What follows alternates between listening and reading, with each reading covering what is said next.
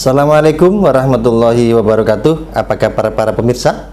Semoga kita semua dalam keadaan sehat walafiat. Bulan Ramadan adalah waktu yang sangat dinantikan oleh seluruh umat Islam di dunia.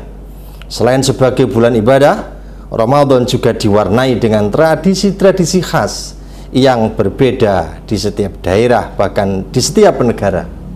Menyambut Ramadan tidak hanya sekedar menyiapkan diri secara spiritual saja, tetapi juga melibatkan berbagai kegiatan-kegiatan fisik yang memberikan kesan mendalam bagi setiap orang. Di beberapa daerah di Indonesia, menjelang Ramadan, masyarakat melakukan tradisi bersih diri atau mandi bersama di sungai atau di laut yang dikenal dengan istilah padusan. Tradisi ini dipercaya sebagai bentuk penyucian diri sebelum memasuki bulan Ramadan. Padusan dianggap sebagai cara untuk membersihkan tubuh dan hati dari dosa-dosa kecil, serta menyambut Ramadan sebagai bulan suci dengan hati yang bersih dan suci.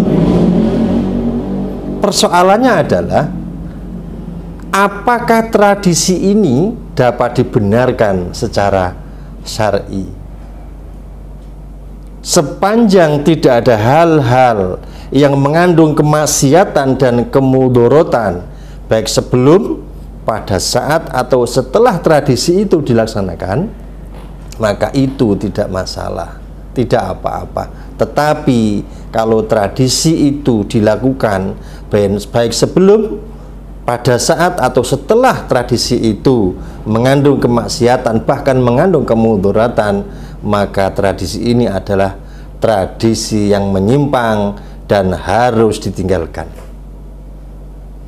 Para pemirsa, sebetulnya masyarakat perlu mendapat pencerahan tentang apa saja yang patut dipersiapkan menjelang masuknya bulan suci Ramadan.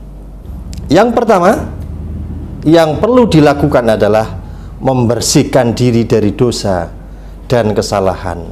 Lakukan taubat nasuha untuk membersihkan diri dari dosa sebelum memasuki Ramadan. Meminta maaf kepada sesama juga penting agar hati lebih tenang dalam menjalankan ibadah. Dengan hati yang bersih, kita bisa lebih fokus dalam mendekatkan diri kepada Allah di bulan Ramadan. Kemudian yang nomor dua, memperkuat niat dan tekad.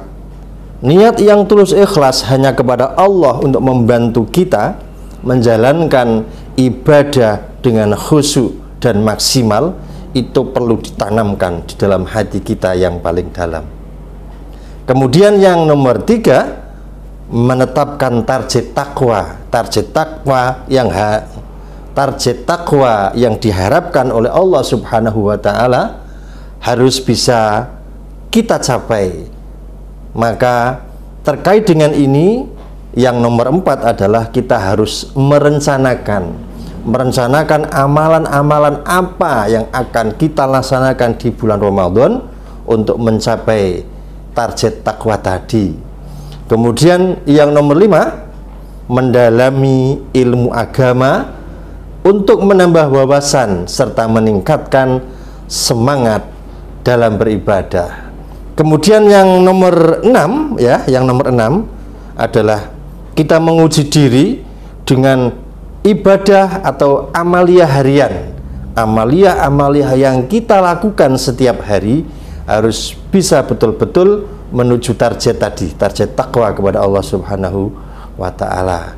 Kemudian yang terakhir, yang nomor 7 adalah menjaga kesehatan fisik dan mental dengan menjaga pola makan kita, dengan melakukan olahraga ringan. Kalau itu kita lakukan, insya Allah puasa akan dapat kita jalani dengan baik. Tubuh kita tetap fit dalam menjalani ibadah dengan amalia harian yang luar biasa untuk menuju target yang sudah kita tentukan di awal tadi, yakni takwa kepada Allah, meningkatkan takwa kepada Allah Subhanahu wa Ta'ala.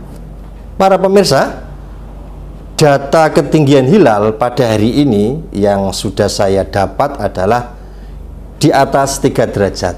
Oleh karena itu, insya Allah nanti malam hilal, insya Allah ya, nanti malam hilal akan terlihat, dan besok kita akan melakukan puasa bersama-sama, baik Muhammadiyah maupun NU, dan tentu saja kita akan menunggu keputusan dari sidang isbat pemerintah. Demikian, selamat menjalankan ibadah puasa dengan khusyuk, dengan tenang, dengan konsisten untuk melakukan ibadah-ibadah harian untuk menuju target takwa kepada Allah Subhanahu wa ta'ala. Wal afu minkum, wassalamualaikum warahmatullahi wabarakatuh.